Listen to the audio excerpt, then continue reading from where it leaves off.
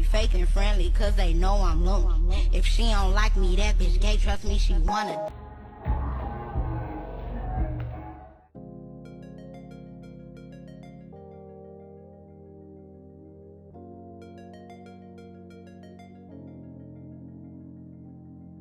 I'm trying to see how I can get your daddy to pick you up by tomorrow. Huh?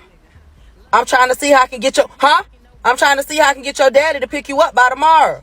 Hell, I'm trying to do hot girl shit. When she heard yelling, she was just screaming. She was just screaming. And I hear boom, boom, boom, boom, boom. This is Rania Moore, a 16-year-old competitive dancer from Galveston, Texas, who would be arrested and charged with murder after allegedly shooting her own mother multiple times on what should have been just another Thursday evening in September 2025. The grandmother, who was inside the home during the shooting, heard every single gunshot echo through the walls, heard her daughter's final screams, and would later struggle to comprehend how her own granddaughter, a child she helped raise, could commit such an unfathomable act. But before we dive into the chaos of that tragic evening, let me take you back to understand the complicated, turbulent relationship between a mother trying to save her daughter from herself and a teenager who seemed determined to destroy everything in her path. Fuck your life! Bing bong! If you see these dogs in your front yard, just know upstairs I'm going hard. Now, Tiamoya Moore wasn't always the woman lying lifeless on that porch. Born on July 17, 1991 in Lamarck, Texas, she had spent years battling her own demons, fighting through relationships marked by betrayal and infidelity, wrestling with substance abuse that threatened to consume her entire existence. But here's the thing that makes this story even more tragic. Tiamoya had turned her life around. In the months leading up to her death, she had found God, found sobriety, found purpose. She celebrated being alcohol-free and drug-free, posting her milestones on social media with the kind of pride that comes from clawing your way back from rock bottom. She was described by those who knew her as spiritual, generous, someone who would literally give you the shirt off their back. She had 5 children, and by all accounts from friends and family members, those kids were her entire world, her reason for breathing, her motivation to stay clean and build a better future. The motherfucking shit in my life. My motherfucking stomach was. Tia will give you the shirt literally off of her back. Tia loved her kids, would do anything for her kids. She was very spiritual, very into God, changed her life around for God. The relationship between Tiamoya and her eldest daughter, Rania, sometimes called Naya or Nia, hadn't always been fractured and broken. In fact, photographs from earlier years show a bond filled with affection and love, with Tiamoya calling her daughter Niapu and my road dog firstborn daughter, posting sweet messages during times when Rania was in California pursuing competitive dancing with her father's family. These were moments of genuine connection, glimpses of what could have been if circumstances had been different, if something hadn't shifted in the foundation of their relationship. But according to family accounts, everything changed when Rania turned 12 years old. That's when the rebellion started and defiance began to take root. This young girl decided she wanted to live an adult life that she wasn't emotionally, mentally, or legally prepared to navigate. Rania started getting tattoos as a minor. She began experimenting with substances. Her social media presence reflected someone trying desperately to appear older, more mature, more worldly than her 12, 13, 14, or 15 years could possibly justify. She had a history of running away from home. There was even a missing person report filed on June 29, 2022, though she was found within 24 hours. One social media post attributed to the teenager stated, "My mama ain't never did nothing for me but gave me life." Family members described her as troubled, out of control, spiraling into behaviors that suggested significant mental health challenges that never properly addressed or treated. Some even speculated that she might be mentally unfit to stand trial, though that determination would ultimately rest with legal and psychiatric evaluations. Tiamoya, for her part, tried everything she knew how to do as a mother. She was strict, but fair, according to her other daughter who defended her mother publicly after the shooting. She took away phones as punishment, restricted access to the outside world when discipline was necessary. She didn't allow boyfriends to have access to her children's private spaces. She was protective, perhaps overprotective in Renia's eyes, trying to keep her daughter from making the same mistakes she herself had made in her younger years. But to a teenager desperate for freedom, desperate to escape what she perceived as imprisonment, these boundaries felt like suffocation. Mommy, but you aren't 12. But I look 12. This ain't cute to be looking 12 at my age. That's the point. And as we'll see, that suffocation would ultimately lead to an explosion of rage that nobody could have truly predicted. The evening of September 11th or 12th, 2025, started like countless other evenings in the Moore household, with tensions simmering just beneath the surface, with mother and daughter locked in their familiar battle of wills.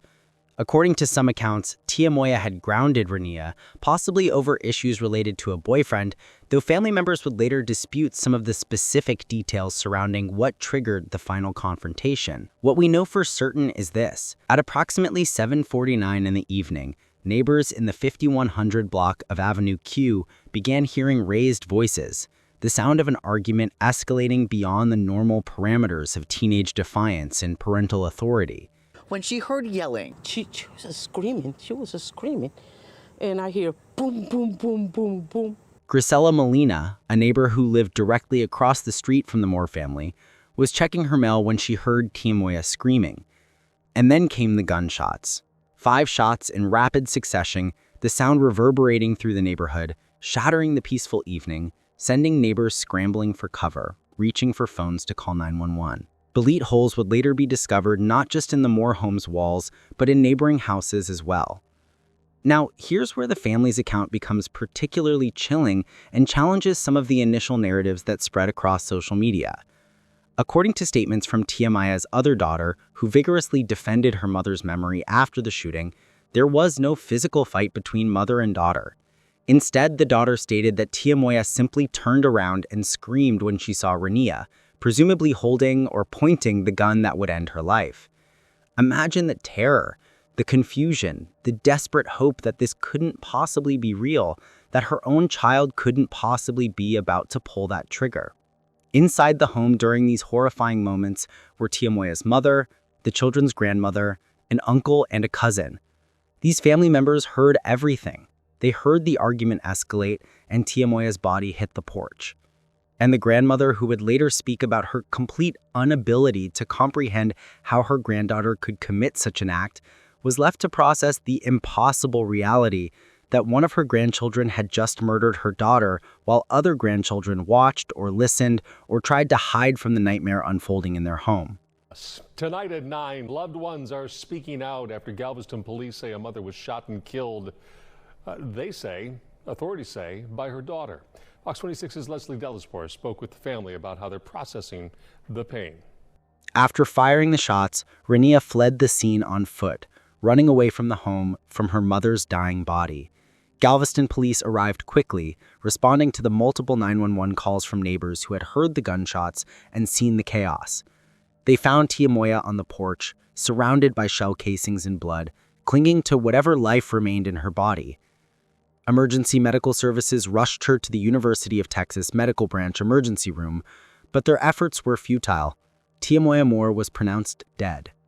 A firearm was recovered near the scene. But the most shocking development came as police were still processing the crime scene, still photographing bullet holes and collecting evidence and interviewing witnesses. Renia Moore returned to the home. She came back to the place where she had just committed murder, where police cars were parked, and yellow crime scene tape was being strung, and investigators were documenting her mother's blood. She was taken into custody without incident, without resistance, walking into handcuffs and into a future that would now be defined by this single night of violence. Renia Moore was charged with murder and detained at the Jerry J. Esmond Juvenile Justice Center, held without bond as prosecutors and defense attorneys began the complex process of determining how to handle a case where a 16-year-old stands accused of killing her own mother. As of November 2025, no major public updates on court proceedings have emerged, largely because juvenile cases are protected by different confidentiality standards than adult criminal proceedings. The public may never know the full details of what happens to Rania Moore unless prosecutors decide to try her as an adult, a decision that sparked intense debate across social media platforms where the case gained viral attention. She's not only heartbroken, but confused. The last couple of days, I've been feeling like I'm losing my mind. I was questioning, like, why? Why would you do this to your own mama? I just can't believe. But while the legal system slowly ground forward, the Tiamoya family found themselves fighting a different battle entirely, a battle against misinformation, lies, and character assassination that exploded on TikTok and other social media platforms in the days following the shooting. You see, as news of the murder spread, some users on social media began posting videos suggesting that Tiamoya Moore had been an abusive mother, that she had driven her daughter to violence through her parenting, that Rania had acted in self-defense or in response to years of trauma inflicted by her mother. These narratives gained traction, accumulating thousands of views and shares and comments from people who had never met the Moore family but felt qualified to judge Tiamoya's parenting from behind their screens. This is where Tiamoya's other daughter, 13-year-old Kiki, stepped forward to defend her mother's memory, posting detailed statements that pushed back against the abuse allegations and provided context that the viral videos conveniently omitted. In these posts, Kiki stated clearly, "My mother never abused us. My sister lied." She explained that Tiamoya's discipline was reasonable and appropriate, taking away phones, restricting outside privileges, setting boundaries that any responsible parent might establish when dealing with a rebellious teenager. She emphasized that her mother punished Rania by taking her phone and not allowing her to go outside, standard teenage consequences that hardly constitute abuse. Kiki's posts revealed the true nature of what had been happening in the Moore household in the years leading up to the murder. She stated that Rania wanted to be grown and started trying to live her own life at the ripe age of 12, attempting to engage in adult activities and relationships that she was nowhere near ready to handle. Tiamoya had protected her daughter from herself, from predators, from bad decisions that could derail her entire future. But in Rania's eyes, this protection was oppression. This love was control. And that festering resentment, that anger at boundaries and consequences, had ultimately culminated in murder. Kiki also clarified that the shooting had nothing to do with any romantic relationship, stating, "This is my mother and my sister, and it does not have anything to do with the dude." This contradicted early reports and speculation that the argument had been about Rania being grounded over a boyfriend. The reality, according to the family who lived through it, was both simpler and more complicated. A mother trying desperately to parent a teenager who refused to be parented, who saw any attempt at guidance as an attack on her autonomy, who ultimately responded to consequences with the most extreme violence imaginable. Adding to the confusion in the immediate aftermath of the shooting was a case of mistaken identity that spread like wildfire across TikTok. Early posts confused 13-year-old Kiki with 16-year-old Rania, with some users sharing family photos and videos of the younger sister while claiming she was the one who had killed Tiamoya. This mistake was particularly cruel because Kiki had a public presence on social media through videos with her mother, making her image readily available and easily misidentified. Pages eventually featured corrections stating, "It was not her 13-year-old daughter Kiki, her daughter Rania did it." But the damage had been done. Kiki, already processing the loss of her mother and the incarceration of her sister, now had to deal with being falsely accused of matricide across social media platforms. Trouble within a child is troubled. You can only help them so much. I was so mad at first, but as I got to talking to people and actually just thinking about what might have really happened, or mental health is real. Alicia Gissinger, described as a childhood friend and cousin-like figure to the family, spoke publicly about Tiamoya's character and the family's grief. She reinforced what others had said about Tiamoya being generous, spiritual, and devoted to her children. She acknowledged the complexity of the situation, noting that mental health challenges are real, and that troubled teenagers sometimes reach breaking points despite their family's best efforts to help them. This compassionate framing stood in stark contrast to the judgmental comments flooding social media, where armchair psychologists and parenting experts with no connection to the case felt entitled to diagnose what went wrong and assign blame. a GoFundMe campaign was established to help cover Tiamoya's funeral expenses.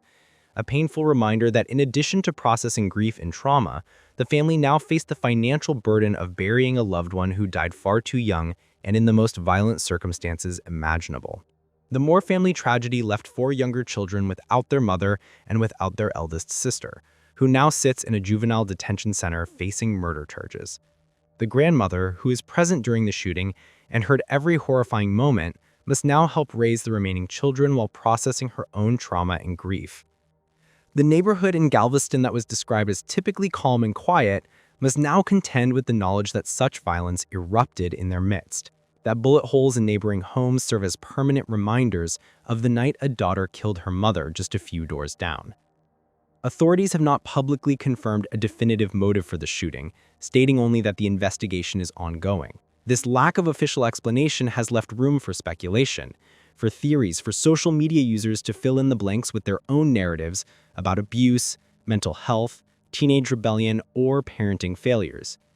The case has sparked broader conversations about adolescent mental health, particularly regarding impulse control issues in teenagers and the need for better support systems. Some commenters have called for Rania to be tried as an adult, arguing that the premeditated nature of retrieving a gun and firing multiple shots demonstrates an understanding of her actions that warrant adult consequences. Others point to her age, her reported mental health struggles, and the possibility that she was non-compos mentis, or mentally unfit, as reasons to handle the case within the juvenile system, with a focus on rehabilitation rather than pure punishment. But here's the part where this case becomes bigger than just headlines, bigger than just one tragic family in Galveston. It forces us to confront the uncomfortable question of what justice should look like when the killer is a child. Because whether Rania should face adult punishment, or whether she belongs in a system built around rehabilitation, depends entirely on how society chooses to define accountability for young offenders. And the truth is, America has never fully agreed on that answer. On one side, there's a growing body of psychological research showing that the adolescent brain, especially the parts responsible for judgment, impulse control, and decision-making, is nowhere near fully developed at 16. Teenagers feel emotions more intensely, react more impulsively, and struggle to assess long-term consequences. Neuroscientists say the frontal lobe doesn't mature until age 25, sometimes even later. From that perspective, supporters of rehabilitation argue that 16-year-olds are fundamentally different from adults, not just emotionally, but biologically. They're still forming identity, still building moral reasoning, still learning how to regulate the storms inside their own heads. And when you pair that scientific fact with what people close to the Moore family said about Rania's mental state, her impulsivity, her defiance, her possible untreated psychological struggles, you start to see a picture that's far more complicated than teenager commits murder, therefore lock her up. To them, the question isn't whether she should be punished, it's how she should be punished, and what purpose that punishment should serve. Should it be about revenge? Or should it be about breaking the cycle so tragedies like this don't happen again? Advocates of rehabilitation point out that juvenile facilities, at least in theory, are built around therapy, education, and reintegration. They focus on helping the teenager understand their actions, build coping mechanisms, address trauma, and eventually return to society as someone who will never repeat the same mistakes. And with early intervention, many do improve. Many even thrive. But that's only one side of the argument. On the other end of the spectrum are those who look at the facts of this case and feel something very different: fear, outrage, and an instinctive pull toward accountability in its harshest form. They argue that the number of shots fired, the fact that the gun was retrieved, the lack of hesitation, and the return to the crime scene all point to a level of awareness inconsistent with the idea of a child who didn't know what she was doing. They believe that some crimes, no matter how young the perpetrator is, cross a moral line so devastating that adult consequences are not only appropriate, but necessary. To them, this wasn't a tragic accident caused by a developing brain. This was a matricide. a deliberate act of violence against the very person responsible for giving life, protection, and guidance.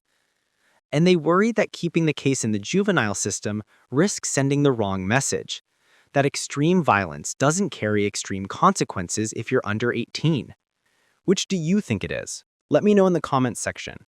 Click on one of the cards on your screen to see more videos like this.